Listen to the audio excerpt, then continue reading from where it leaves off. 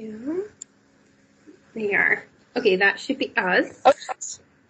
Yeah, so you mentioned it's just been in private practice that you've recently kind of started working with clients with ASD. Has that mostly been kind of adults or children, or a bit of a mix? It's been both, actually. A bit of both. Yeah. Both sort of not really older adults, Mm-hmm. young adults, children, teenagers, and now I have an older adult Okay. client. So a few, probably about, I don't know, 7 or 8 over the last year or so. Mm-hmm. 2 years. Yeah. Yeah, and you mentioned you'd had some training from was it Linda? The Something? Lorna Wing Centre. Lorna Wing It's the Centre. autism centre in England. It's in Kent, and it's funded by the National Autistic Society. Okay, and was that something that you kind of invested in before you started seeing clients, or was that something that you could have saw a bit of a gap for you once you began working with clients? Well, it was probably my first client, and then I started to do some investigation in order to help him, because him and his mother and his teacher thought he was possibly Asperger's. So then I did some work on that. So I did some training myself, online training, and since then I think I told you, I think I've put in the form that I was going to do the diagnosis. I actually don't think I put diagnosis, but they train you to diagnose. So I'm going to do that in October. Oh, that'd be really interesting. Yeah, so kind of, I guess what my research is really interested in is how we develop the therapeutic relationship, particularly with adult clients with autism spectrum conditions. So could you tell me a wee bit about your experience of beginning the therapeutic relationship with an adult client with autism? So the beginning, yes. I suppose my experience is that most autistic clients are more anxious than other clients. Okay. Although all clients are anxious at the beginning, that tends to go once they settle down and start talking. Some autistic adult clients I had are very nervous, and it can be extremely nervous throughout the whole of the first session and continuing anxiety throughout all of the sessions. So I suppose I like to have quite a lot of structure to build the relationship, because I think it helps both of us to have things to focus on.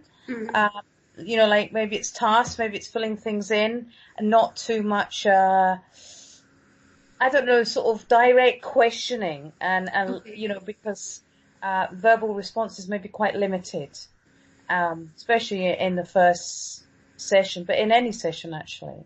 So just finding, being more prepared, and being more prepared to use lots of resources, rather than just, you know, a first session with another client would be exploring why they came, etc. But that might be over very, very quickly for an autistic client. You know, they might have a few sentences and then, you know, there would be, do you see what I mean? Yeah, so they're maybe they're not as kind of chatty really about their difficulties in the first session or the first few sessions. They're kind of straight to the point and... Well, I think it depends, because I do have one who is very, very talkative just now. And I suppose they're all different, but my experience has been actually generally social communication is very one-sided. So, for example, you know, it's me doing quite a lot of the talking or asking questions and getting very short answers. And that can continue throughout the therapeutic process. But I do have an older client, who actually could fill the whole session with talking. He goes off track, and that's a totally different presentation. And I have to bring him back on track, but he knows he does, so he's quite happy for me to do that. But that's different. So the fundamental presentation, I suppose the presentation is quite different in a way.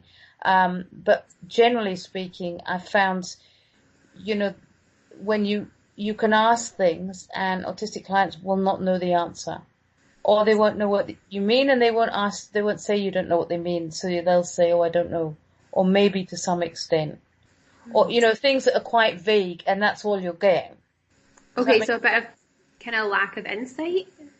Well, yeah, there is a lack of insight, understanding, and perhaps, it's trying to find what I can help them with and to make sure that that's where I'm focusing and how I'm building up the relationship.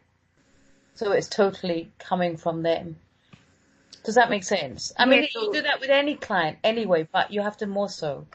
Yeah, so it sounds like there's a bit of more effort in kind of asking the questions and getting information to help you figure out how best to help that person. Yeah, but it's more, you have to you have to pace it differently. So you can't just sort of ask questions. You have to pace the session so that you're kind of attending to their anxiety and their needs and trying to listen and think, well, do they not understand me? Because you have to be really clear about what you see. Yeah, so being quite clear with the language you're using. Yes. And is that sort of using, yes. Is that kind of using not a lot of technical language or not a lot of metaphorical language? Yes, metaphors or colloquial or things like that. Yes. So even with see, I've got some different sorts of cards which are quite useful with autistic clients. They might be emotion cards, or I've got other cards, these are blob cards and stuff, which are quite useful. But just explaining the task, you have to be really clear about what you want them to do.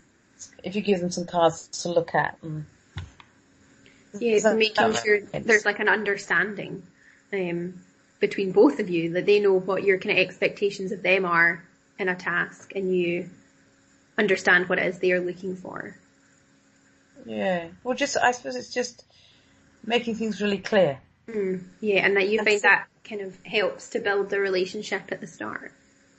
Yeah, because you're trying to build a relationship where some of my autistic clients don't seem to have hardly any relationships with people. And if they are, they tend to be not really aware of how those relationships are. Okay. How they are. They have relationships with people, but they don't seem to be aware of what the relational aspect is. Does that make sense? Yeah, so is that something that you focus on then as part of the therapeutic work? It depends. It depends what they've come up with. So it depends what they say they want to work on, and sometimes that can be hard enough to find out. It can be, fishing around for different things that you start to build up a picture. I don't like to say they because it sounds like I'm clustering everyone into what, and it isn't, because everyone is individual within that. But certainly, I think you have to make quite a lot of, accommodations, changes. Yeah, so like you say, being really clear, using quite a lot of different resources, structuring and pacing a wee bit differently from how you normally would. And do you find that kind of helps the client to relax and kind of trust you and open up a wee bit more? Yes. Yeah, I mean, you might use like visual aids, the board, and keeping things quite simple. Not because autistic clients, are simple in that way, but just keeping things very simple because, for example, sometimes my Asperger's clients can be very intellectual in lots of ways. But actually, it's the relationship in the room which is very difficult for them. Does that make sense? Yeah. So you just keeping things quite simple, quite paced. So for some autistic clients, I made the sessions a wee bit shorter because it's probably enough.